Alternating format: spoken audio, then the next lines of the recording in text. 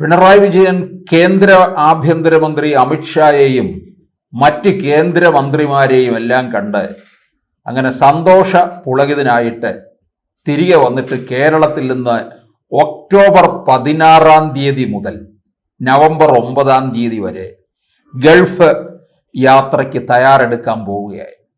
അപ്പോഴിതാ വൻ പണി കിട്ടിയിരിക്കുകയാണ്. ഗൾഫ് യാത്രയ്ക്ക് കേന്ദ്രം അനുമതി നിഷേധിച്ചിരിക്കുകയാണ്. അപ്പോൾ ചോദിക്കും, മുൻകാലങ്ങളിൽ ഇതുണ്ടായിട്ടില്ലേ? ഉണ്ടായിട്ടുണ്ട്. ചിലതിനൊക്കെ പിന്നീട് അനുമതി കൊടുക്കുകയും ചെയ്തിട്ടുണ്ട്. വിദേശയാത്ര നടത്തുന്ന അവസരത്തിൽ കേന്ദ്ര അനുമതി വാങ്ങിയിരിക്കണം. സംസ്ഥാന മന്ത്രിമാരായാലും മുഖ്യമന്ത്രിമാരായാലും കേന്ദ്ര അനുമതി തീർച്ചയായും വാങ്ങിയിരിക്കേണ്ടതാണ്. ഇവിടെ അനുമതിക്ക് വേണ്ടി അപേക്ഷിച്ചിരുന്നിരിക്കാം. അതുകൊണ്ടാണല്ലോ ഇപ്പോൾ നിഷേധിച്ചിരിക്കുന്നത്. 3.5 ആഴ്ചക്കാലത്തെ ഒരു പര്യടനമാണ്. അത് എവിടേക്ക്? Bahrain, Abu Dhabi, Kuwait, Oman, Muscat, Salalah, Qatar എന്ന് വേണ്ട ഗൾഫ് രാഷ്ട്രങ്ങൾ മുഴുവൻ കറങ്ങി അടിച്ചു വരാൻ തന്നെ തീർച്ചപ്പെടുത്തിയതാണ്. അത് മുഴുവനാണ് ഇപ്പോൾ കാറ്റിൽ പറത്തിയിരിക്കുന്നത്. കേന്ദ്ര സർക്കാർ അനുമതി നിഷേധിച്ചിരിക്കുന്നു. എന്തായിരിക്കാം കാരണം എന്നുള്ളതിനെ ചുറ്റിപ്പറ്റിയൊക്കെ പല കാര്യങ്ങളും പല വാർത്തകളും ഒക്കെ വരുന്നുണ്ടെങ്കിലും ഒന്നിലും ഒരു വ്യക്തതയില്ല. എല്ലാം ദുരൂഹമായിട്ട് നിൽക്കുന്നുണ്ട്. കേരളത്തില് ഒന്ന് ആലോചിക്കണം. ഇപ്പോൾ പിണറായി വിജയനും ഭരണകൂടത്തിനുമെതിരെ കേരളത്തിലെ പ്രതിപക്ഷ കക്ഷികൾ ഒന്നടങ്കം തെരുവുകളിൽ നിറഞ്ഞു നിൽക്കുകയാണ്. അയ്യപ്പ ഭക്തരുൾപ്പെടെ. ആകെ പിന്താങ്ങി നിൽക്കുന്നത് പെരുന്നയിലെ പോപ്പും കണിച്ചകുളങ്ങര തമ്പുരാനും മാത്രമാണ്. ബാക്കി എല്ലാ വഴികളിലൂടെ അതിശക്തമായ എതിർപ്പ് നേരിട്ടുകൊണ്ടിരിക്കുകയാണ്. അപ്പോഴാണ് ഇവിടെ നിന്ന് തടി തപ്പുന്നത്. പിണറായി വിജയൻ ഈ വലിയ പ്രതിസന്ധി ഘട്ടങ്ങളിലൊക്കെ ഇവിടെ നിന്ന് സ്ഥലം വിടാറുണ്ട്. അത് നമ്മൾ പലപ്പോഴും കണ്ടിട്ടുള്ളതാണ്. വിദേശയാത്ര ഇപ്പോൾ ഒരു ഹരം പിടിച്ചിരിക്കുകയാണ്. ഇനിയിപ്പോ അങ്ങോട്ട് ഒക്ടോബർ 16 മുതൽ നവംബർ 9 വരെ എന്നൊക്കെ പറയുന്ന ആ സമയത്ത് വൈകാതെ ഇപ്പോൾ പഞ്ചായത്ത് തെരഞ്ഞെടുപ്പ് വിജ്ഞാപനം വരും. തെരഞ്ഞെടുപ്പ് രംഗത്ത് സജീവമായിട്ട് നിൽക്കേണ്ട ആളാണ്.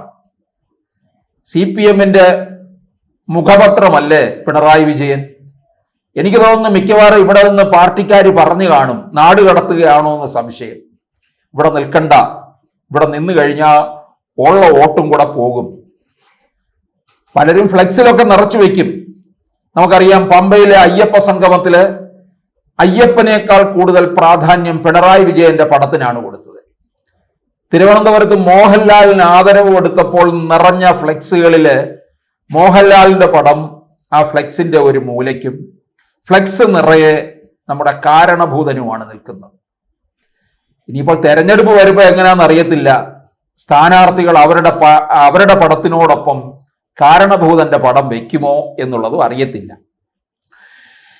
ഈ മറ്റൊരു സമയത്തും പിണറായി വിജയൻ ഇങ്ങനെ ഒരു യാത്രയ്ക്കൊക്കെ ഒരുങ്ങിയതാണ്. ഈ പ്രളയകാലം കഴിഞ്ഞതിന് ശേഷം പുനർനിർമ്മാണം എന്നൊക്കെ പറഞ്ഞ്, നവകേരള നിർമ്മാണം എന്നൊക്കെ പറഞ്ഞ് ഫണ്ട് പിരിക്കാൻ വേണ്ടി ഇറങ്ങിയതാണ്. അന്നൊക്കെ കേന്ദ്ര സർക്കാർ തടയിട്ടതാണ്.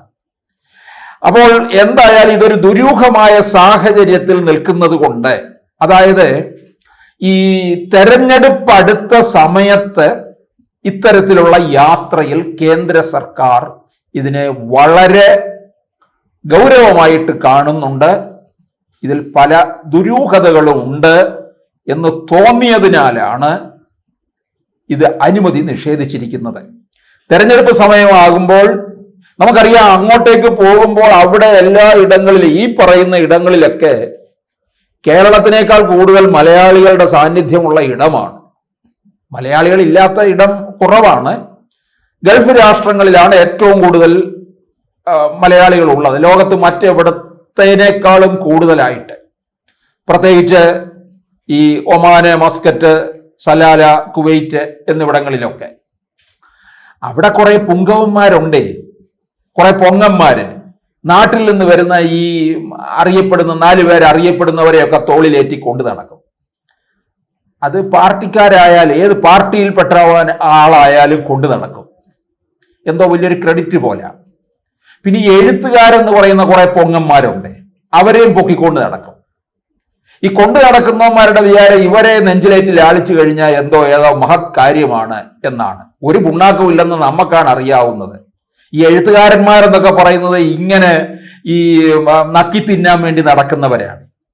മറ്റുള്ളവരുടെ പാദസേവ നടത്തി ഇങ്ങനെ ഓച്ചാനിച്ച് നക്കി തിന്നാൻ നടക്കുന്നവരാണ്.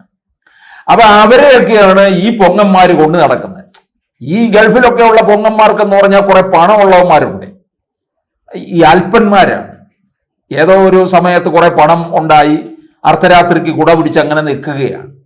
അപ്പൊ ഈ പിണറായി വിജയനെ പോലുള്ളവരൊക്കെ വരുമ്പോൾ പിന്നെ പാർട്ടിയിൽപ്പെട്ടവരൊക്കെ തന്നെ കേരളത്തിലെ എന്തെങ്കിലുമൊക്കെ വ്യവസായ സംരംഭമൊക്കെ തുടങ്ങാൻ എന്തൊക്കെയോ അങ്ങ് മറിച്ചേക്കാം എന്നൊക്കെ പറഞ്ഞാണ് അവിടെ എതിരേൽക്കുന്നത്.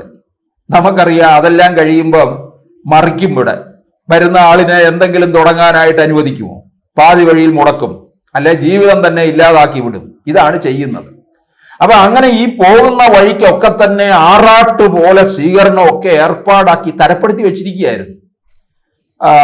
ഇന്ന് ബഹ്റിനിലാണെങ്കിൽ നാളെ അബുദാബി, വലിയ പിന്നെ പഞ്ചനക്ഷത്ര ഹോട്ടലുകളിലൊക്കെ താമസം. പിന്നെ കുടുംബത്തോടെ ആയിരിക്കും പോക്കൊക്കെ. ഇങ്ങനെ ഇത്രയും ഗൾഫ് രാഷ്ട്രമൊക്കെ നടത്തുമ്പോൾ അതുമല്ല ഭരണത്തിൽ നിന്ന് ഇറങ്ങാൻ പോവുകയല്ലേ. അപ്പം ഈ പോകാത്ത രാഷ്ട്രങ്ങളിലൊക്കെ ഒന്ന് പോയി തീർത്തേക്കാം. അവിടെ പിന്നെ ഇവരൊക്കെ കാത്തിരിക്കുകയല്ലേ, അവരുടെയൊക്കെ സ്വീകരണവും ഏറ്റുവാങ്ങി വരാമെന്നൊക്കെ കരുതിയാണ് കുടുംബത്തോട്. മരുമകനും കാണും, അത് വേറൊരു വഴി കൂടെ ചെല്ലും. അങ്ങനെ പിന്നെ ഈ സമയത്ത് പോകുമ്പോഴാണ് ഈ തെരഞ്ഞെടുപ്പ് കാര്യങ്ങളൊക്കെ വരുന്നുണ്ട്. തെരഞ്ഞെടുപ്പിനൊക്കെ ഫണ്ട് വേണം താനും, അത് സ്വരൂപിക്കുക എന്നുള്ള ലക്ഷ്യവും കാണും. അത് നേരിട്ടങ്ങ് വാങ്ങിച്ചുകൊണ്ട് വരുന്നെന്നല്ല അർത്ഥം. അതിൻ്റെതായ തന്ത്രങ്ങളും വഴികളും ഒക്കെ മെനഞ്ഞെടുത്ത് കൊണ്ടുവരും. ആ കൊണ്ടുവന്നു കഴിഞ്ഞാൽ അത് ഉള്ളത് കൊണ്ടാണ് കേന്ദ്ര സർക്കാരിന് ഇപ്പോൾ ഒരു സംശയം വന്നിരിക്കുന്നത്. ഇതിനകത്ത് പലതും സംശയിക്കേണ്ടിയിരിക്കുന്നു. ഈ ദുരൂഹമായ ഒരു സാഹചര്യമാണിത്. ആ ദുരൂഹമായ സാഹചര്യം ഉള്ളത് കൊണ്ട് തന്നെയാണ് കേന്ദ്ര സർക്കാർ ഇടപെട്ടിരിക്കുന്നത്. യാത്ര അനുമതി നിഷേധിച്ച് കഴിഞ്ഞത്. അപ്പൊ എന്തായാലും പിണറായി വിജയന് അവസാനം ഇറങ്ങുന്നതിന് മുമ്പ് ഉണ്ടായിരുന്ന ഒരാഗ്രഹമാണ്. ഇനിയിപ്പോ ഇറങ്ങുന്നതിന് മുമ്പ് ചിലപ്പോൾ അമേരിക്കയിലേക്ക് എങ്ങാനും പോകാം ചികിത്സാർത്ഥം. അപ്പൊ ഗൾഫ് രാഷ്ട്രങ്ങളിൽ ഏതോ ഒരു സ്ഥലത്താണ് മകൻ ഉള്ളത്. അപ്പൊ എന്തെങ്കിലുമൊക്കെ ഏർപ്പാടുകൾ എവിടെയൊക്കെയോ തരപ്പെടുത്തി വെച്ചിട്ടുണ്ട്. അതെല്ലാം തന്നെയാണ് ഇപ്പോൾ കേന്ദ്ര സർക്കാർ തകർത്തടിച്ചിരിക്കുന്നത്. ആഭ്യന്തരമന്ത്രി അമിത്ഷായും ഒക്കെ കണ്ടതാണ് പോലും. എന്നിട്ടും ഇത്തരത്തിലുള്ള ഒരു പണി തരുമെന്ന് ആരും പ്രതീക്ഷിച്ചില്ല. അപ്പൊ എന്തായാലും ഗൾഫ് പര്യടനത്തിന് അനുമതിയില്ല എന്നുള്ളത് വേറെ സാധാരണ ഒരു വാർത്തയല്ല. അതിനപ്പുറം ഉള്ള ഇതിനകത്ത് പല ദുരൂഹതകളും അടങ്ങിയിട്ടുള്ള ഒരു വാർത്തയാണ് എന്നുള്ളത് കൊണ്ടാണ് നമുക്കിത് പറയേണ്ടി വരുന്നത്. അതുകൊണ്ട് തന്നെയാണ് മറ്റു മാധ്യമങ്ങളും ഒക്കെ വലിയധികം പ്രാധാന്യത്തോടുകൂടി ഇത് റിപ്പോർട്ട് ചെയ്യുന്നത്. മുൻകാലങ്ങളിലൊക്കെ തന്നെയും ഇത്തരത്തിലുള്ള യാത്രകൾ ഉണ്ടായിട്ടുണ്ട്.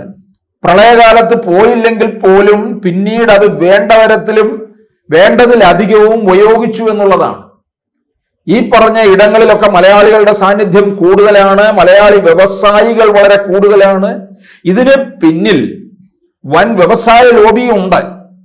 അവരുടെയൊക്കെ തന്നെ ഒത്താശയോടും കൂടിയാണ് ഈ ഇത്തരത്തിലുള്ള യാത്ര തരപ്പെടുത്തിയിരിക്കുന്നത്.